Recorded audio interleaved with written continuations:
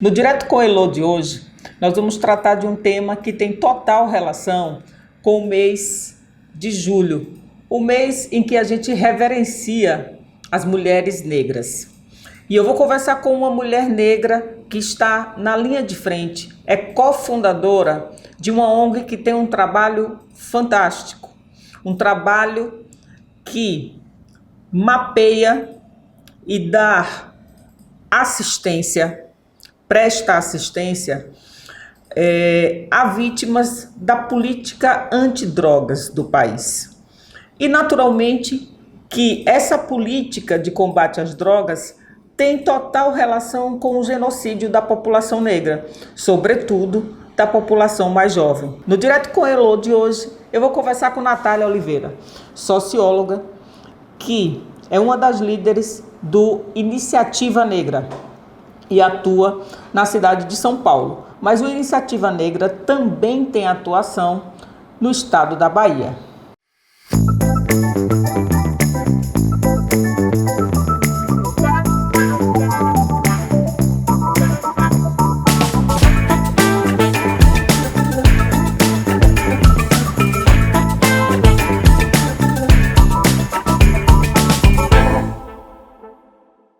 Seja muito bem-vinda, Natália. É uma satisfação recebê-la aqui no Direto com Elô. E quando eu pesquisei para fazer essa entrevista, eu achei extremamente importante uma ONG que faz o trabalho da relação entre a política de combate às drogas e o genocídio da população negra, sobretudo da nossa juventude. Então eu queria começar essa conversa com você nos dizendo o que é o Iniciativa Negra. Entendi. Oi, Elô, muito obrigada pelo convite, queria agradecer. Bom, meu nome é Natália, que eu te falei, e eu tenho 33 anos, sou formada em Ciências Sociais, e a Iniciativa Negra é uma organização da sociedade civil fundada por mim e pelo Dudu Ribeiro, que é um historiador baiano.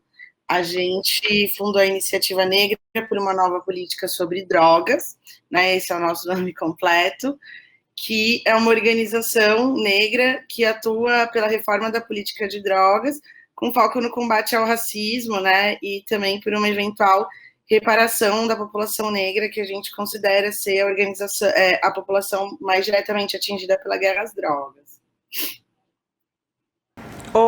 Natália, e me diga, como é que começou o seu trabalho no Iniciativa Negra? Como é que foi essa trajetória e quais são as ações, digamos, diretas que vocês realizam no que diz respeito a esse processo de acompanhamento de jovens? Sim, eu comecei atuando com política de drogas ainda quando eu estava fazendo faculdade, quando eu estava na graduação, e foi fazendo prevenção ao uso de drogas para jovens, principalmente jovens de escolas públicas, das periferias de São Paulo. E o que mais me chamou a atenção é que a droga mais consumida pelos adolescentes, e que não era entendida como droga, e portanto dos seus principais perigos eram o álcool, tabaco também no formato de narguilé, né, que é um tipo de fumo que tem aqui em São Paulo, não sei se tem em outros lugares.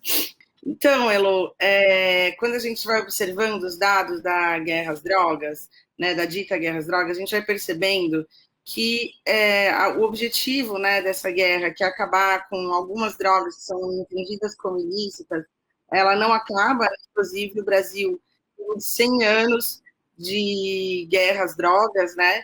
Só que o número que essa guerra às drogas resulta no tocante do prejuízo às vidas, ele acontece todo ano, né? Então, assim, a guerra às drogas ela é responsável por muitos conflitos em territórios urbanos e mesmo nas fronteiras, e isso impacta diretamente no número de homicídios, por mortes, de homicídios de jovens, sobretudo esses jovens, eles são negros e pobres. A guerra às drogas, ela encarcera todos os anos muitas pessoas, né, inclusive mulheres no Brasil, assim, é o delito mais, é o delito pelo motivo pelo qual as mulheres mais estão presas, né, no Brasil. 70% das mulheres estão presas hoje são por crimes relacionados a drogas. E quando a gente olha nas ruas das cidades, né, as pessoas que estão em maior situação de vulnerabilidade econômica também são pessoas pobres e negras que ficam dependendo de vários tipos de tratamento, inclusive em alguns estados, tentativas de internação forçada de pessoas retomadas de manicômios, né? Então, quando a gente para olhar o prejuízo social dessa guerra, é um alto investimento público, né, para financiar, né, todo esse aparato de guerra. As drogas não acabam, mas a gente tem um prejuízo maior para as pessoas negras. E onde estão as pessoas negras, então, nesse comércio transnacional de drogas? As pessoas, elas estão em postos baixos, né, postos, às vezes, de alto comando no máximo do varejo, mas essas pessoas, elas são, assim como no mercado formal de trabalho, cujas pessoas negras, elas também ficam na base da pirâmide, isso acontece também no mercado informal de drogas, né, nesse mercado criminoso. Inclusive, a exploração de crianças e adolescentes, né, porque a Organização Internacional do Trabalho, ela entende que o emprego de mão de obra infantil e de adolescentes no tráfico de drogas é equiparado a um trabalho análogo à escravidão. Então, é um mercado todo irregulado, né, porque o que está dentro da proibição não tem regulação nenhuma, ele acaba cometendo vários crimes e a gente não consegue, enquanto sociedade, controlar. Então, é sabido que o crime, né, que hoje o crime organizado, tal crime organizado de drogas, ele é um comércio transnacional, né, que depende de instituições financeiras para lavagem de dinheiro e circulação de economia entre países. Ela depende de uma corrupção sistêmica de diversos equipamentos públicos, instituições públicas, porque não teria como acontecer crime organizado sem a anuência e corrupção de membros públicos que trabalham em entidades públicas, né? Então, quando a gente vai olhar o prejuízo social dessa guerra às drogas, ele é muito grande em vários sentidos, mas na figuração de quem mais paga com a vida ainda são os sujeitos negros. É isso. E aí é isso, né? Enfim, e aí a Iniciativa Negra, a gente surge como uma primeira organização negra no Brasil, né, que atua com essa pauta da política de drogas e a reforma da mesma. E a gente trabalha a partir do tripé do advocacy, que é pesquisa, articulação política, sobretudo no estado de São Paulo, no estado da Bahia, e em algumas ações nacionais e também em rede, e comunicação para engajamento, né? Fazendo a nossa mensagem chegar de uma maneira simples, descomplicada, fora dessa linguagem assim mais acadêmica, inacessível, para que cada vez mais pessoas compreendam quão ruim é essa política de drogas e vá, né, sensibilizando a sociedade para a tomada, para a pressão dos seus governantes para a mudança dessa legislação, né? É inaceitável o que a guerra às drogas, o que é feito em nome da chamada guerra às drogas e da proibição, né? Que é esse tipo de segurança pública que age de maneiras diferentes dentro de uma mesma cidade, a depender pelo CEP, né? Assim, o fato de a polícia insistir em combater o tráfico de drogas pela periferia não quer dizer que dentro dos apartamentos das áreas nobres da cidade também não tenham uso nem tráfico de drogas. A única diferença é que eles não estão visíveis. Eles são, né, o crime dentro da classe média.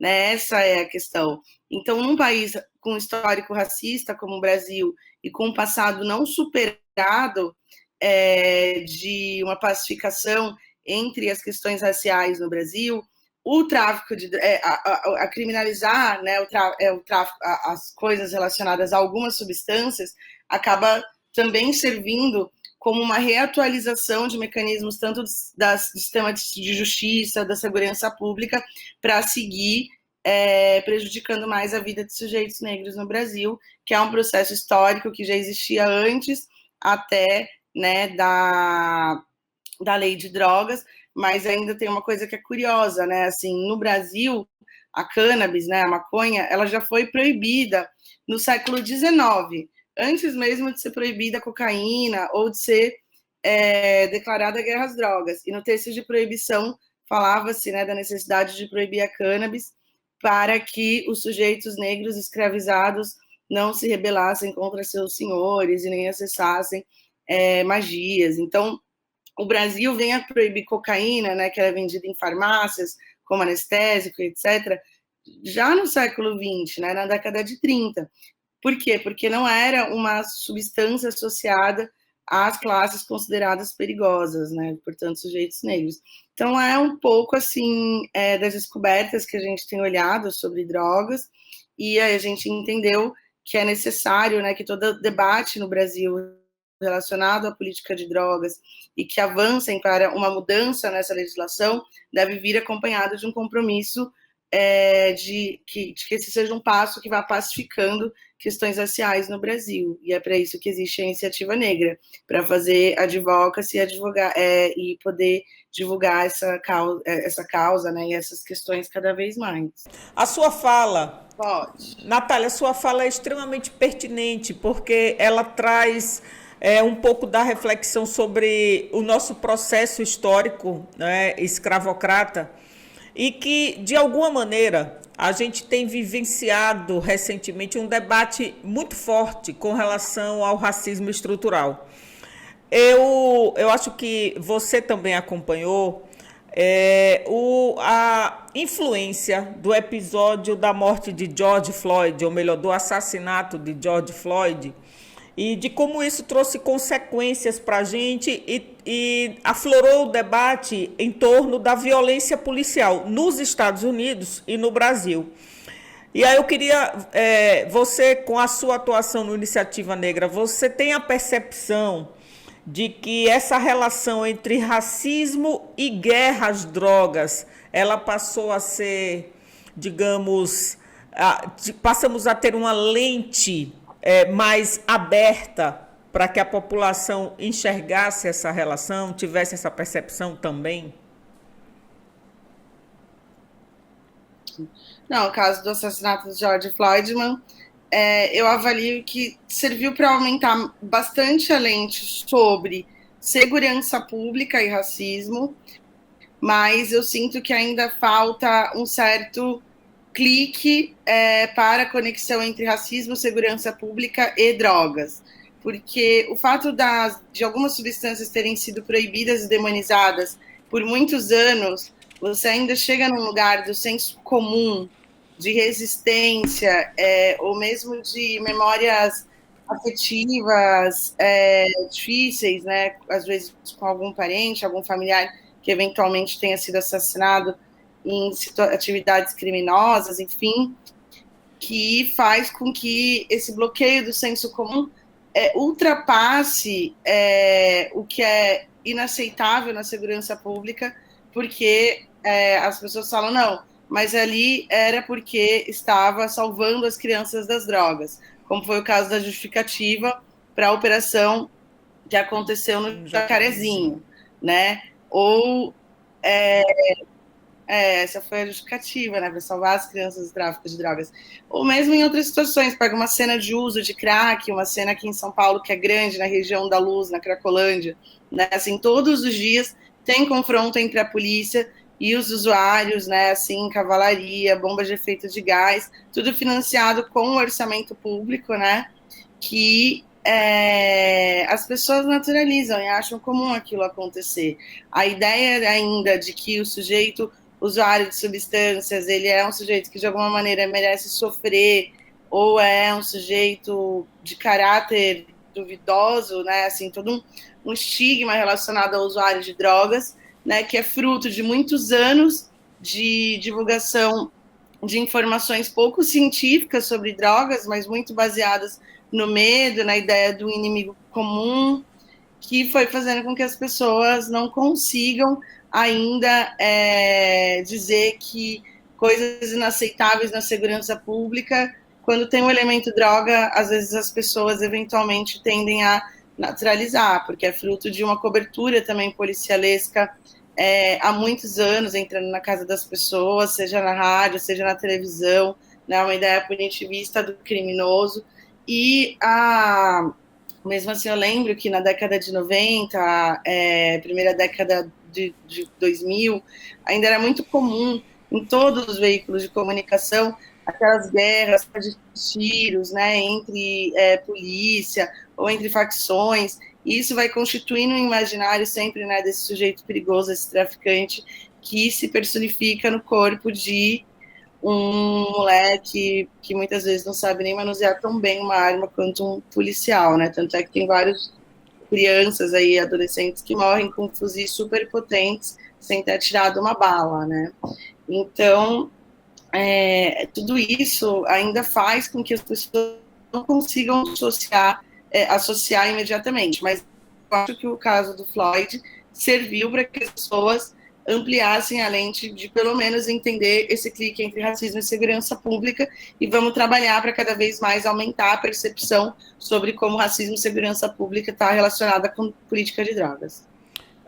Olha só, Natália, quando a gente fala da questão da política de segurança pública, né, o Brasil tem uma visão de segurança pública nos estados que ela é uma segurança pública que não trabalha com prevenção.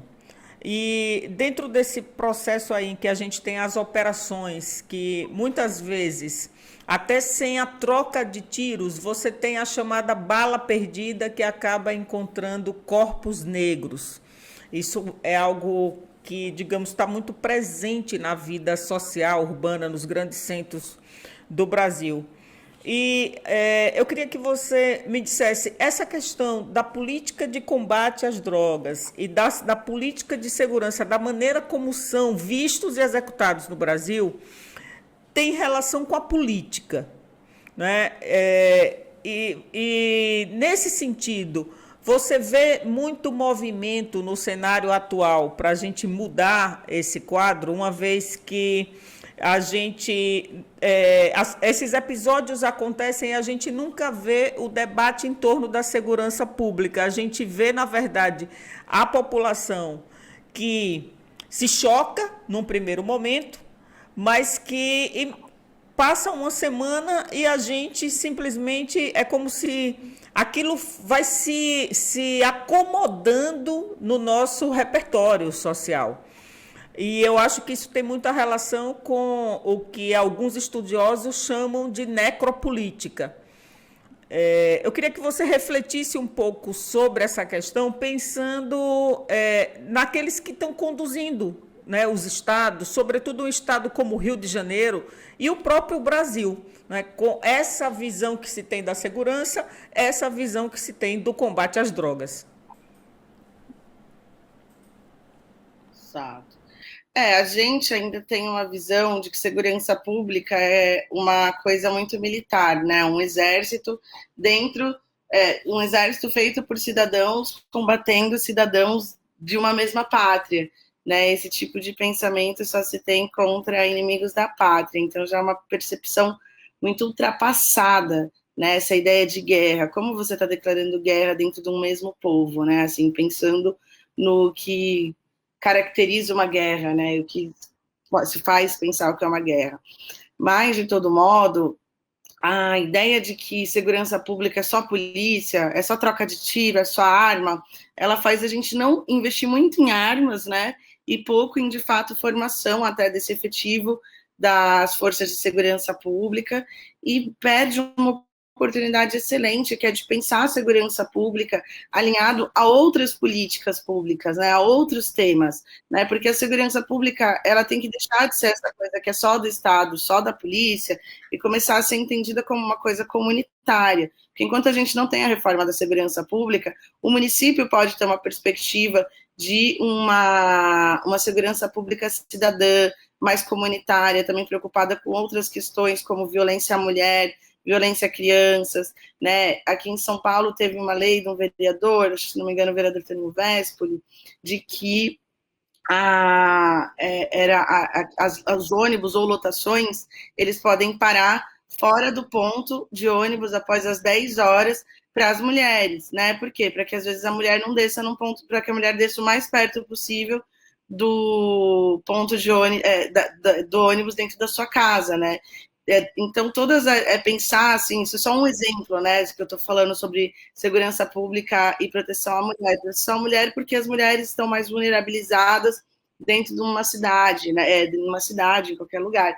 Enfim, bom, então, quando a gente pensa segurança pública só nessa lógica das polícias do Estado e que polícia é uma coisa da polícia do Estado e de armas, a gente perde uma oportunidade de pensar a segurança pública mais cidadã, né, onde toda a sociedade se corresponsabiliza em construir ações seguras como um todo, né? Assim, segurança pública é muito mais do que só pensar essa questão de roubo ou de drogas. O problema é que a guerra às drogas é uma narrativa que faz com que a polícia gaste, né, assim, tem uma pesquisa que chama Os Custos da Proibição do SESEC, que é desse ano, de 2021, que mostra o quanto que as polícias gastam de efetivo e patrulhamento na rua, por exemplo, para apreensão de drogas, né, assim, que é altíssimo. Então, levantamentos como esse demonstram quanto de segurança pública não está sendo investido para pensar a segurança às mulheres, por exemplo,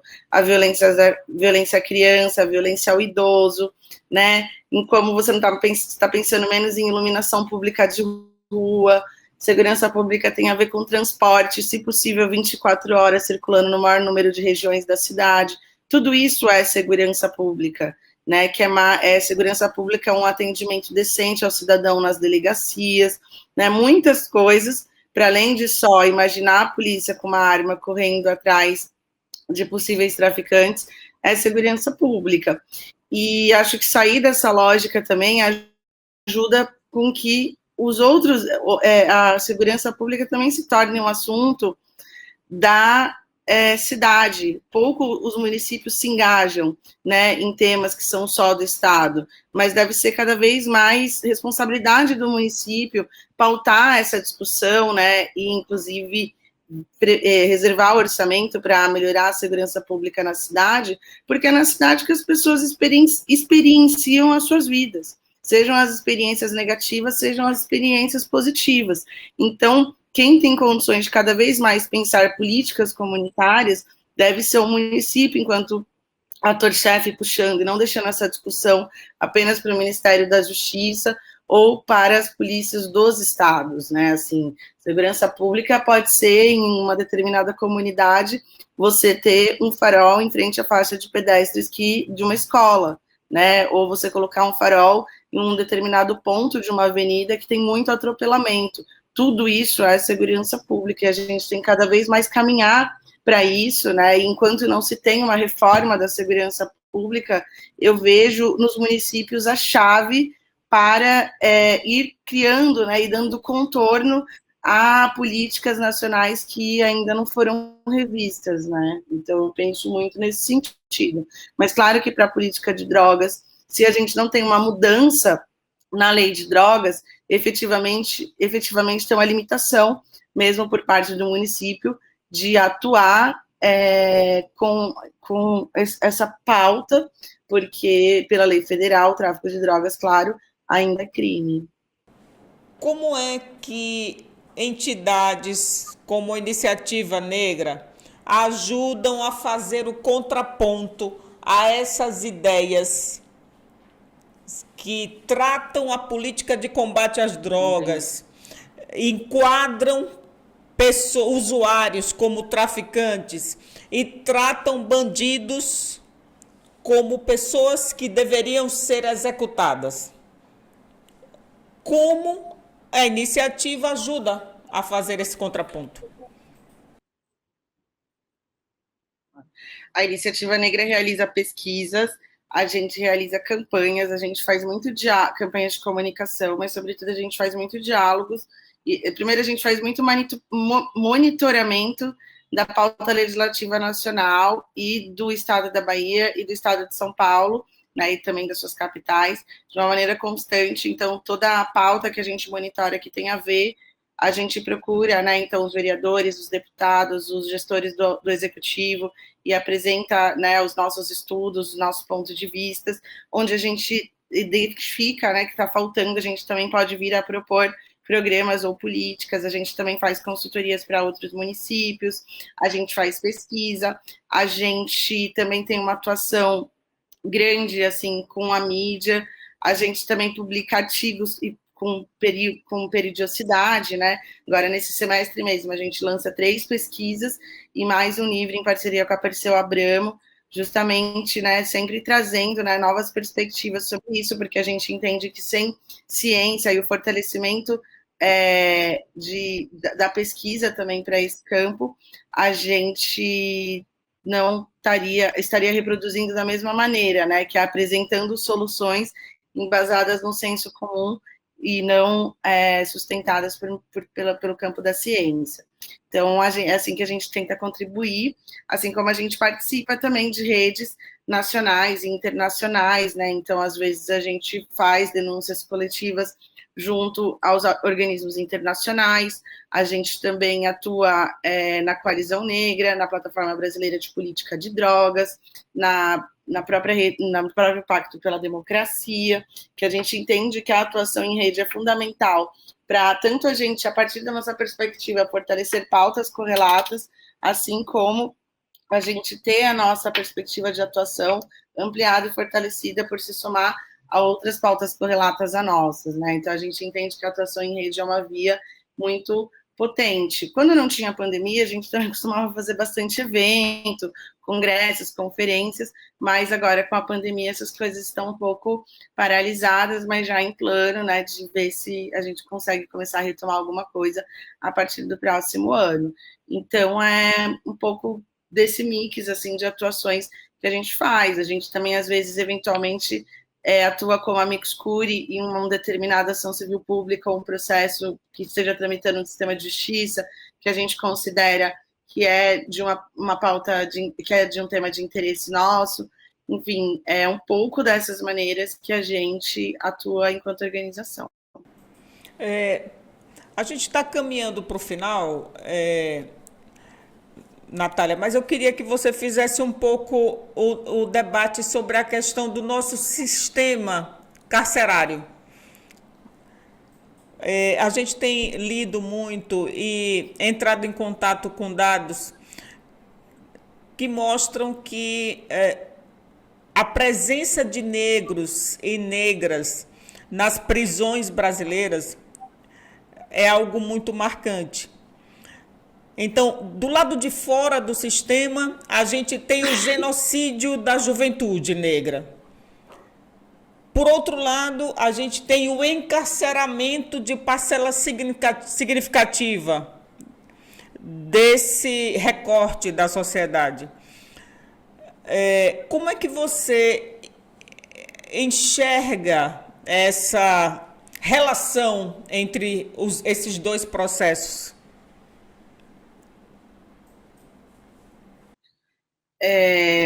Bom, conforme eu tinha dito, a guerra às drogas, ela apresenta justamente como faceta um aumento de mortes por violência, né? Então, portanto, muitos de homicídios, inclusive, não solucionados,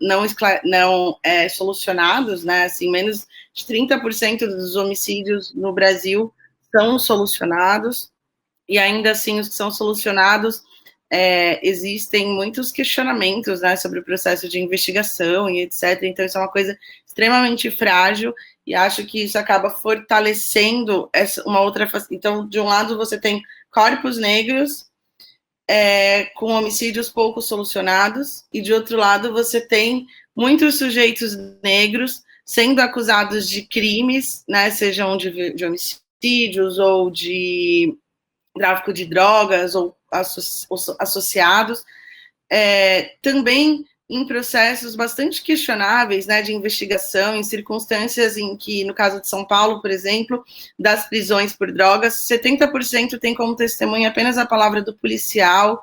Aí o fato do tráfico de drogas ser um crime equiparado a hediondo, o sujeito fica sempre preso na preventiva, dificilmente um juiz libera esse sujeito para responder, aguardar em liberdade o julgamento. Então, se você perceber, são facetas de uma mesma moeda que age numa lógica bastante cruel em sua maior parte, com sujeitos negros, se não em sua totalidade, né? E acho que isso vem de uma cultura justamente de uma cultura, né, assim, constituída pela nossa materialidade mesmo, de um passado escravocrata, que fez com que nós, sujeitos negros, fossem entendidos como cidadãos de segunda classe, né? Então, portanto, cidadãos com menos direito, né? Ou mesmo aquele imaginário de que os sujeitos negros, eles são os sujeitos perigosos, né? Os sujeitos associados a atos criminosos. Então, menos se investiga quando é levado um sujeito negro acusado de um crime, né? Assim como menos se investiga quando é a morte de um sujeito negro. Natália, a gente está caminhando aqui para o nosso final. Eu queria primeiro lhe agradecer mais uma vez pelo tempo que você nos concedeu para conversar aqui com o Iaielô. E quero, na verdade, que você utilize esse tempo final para deixar alguma mensagem, alguma divulgação do Iniciativa. Cara, eu queria agradecê-lo e pedir para quem quiser saber mais, sigam as nossas páginas, a nossa principal rede social é o Instagram e o Twitter, então você consegue encontrar o Iniciativa Negra por uma nova política sobre drogas, mas só a Iniciativa Negra você já acha. Assim como tem o nosso site, nesse semestre a gente tem bastante novidade, né? Lançamento de 3 pesquisas, um mini livro com reflexões de toda a equipe e mais um monte de coisa acontecendo, que esse ritmo no Brasil está cada vez mais louco e vai pondo todo mundo junto, né? Então tem tudo que está previsto e mais todos os imprevistos. Então é isso. Quem quiser me seguir também, meu Instagram é Natália Antiproibicionista. Muito obrigada, Natália. Bom trabalho para você no Iniciativa e obrigada mais uma vez. No Direto com Elô de hoje, um debate super importante sobre a política de combate às drogas e a relação que ela tem com o genocídio da juventude negra. Eu conversei com Natália Oliveira. Ela é cofundadora do Iniciativa Negra, uma ONG que trabalha e dissemina informação sobre esse tema e sobre essa relação.